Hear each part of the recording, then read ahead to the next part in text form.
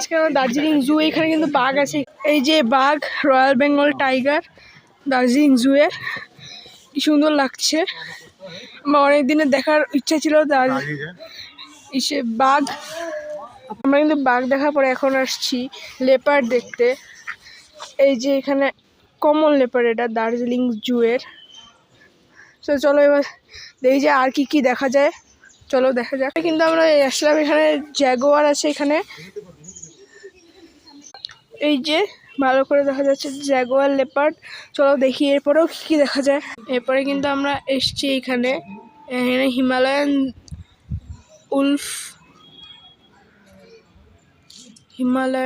Wolf ঘরে একটা আছে,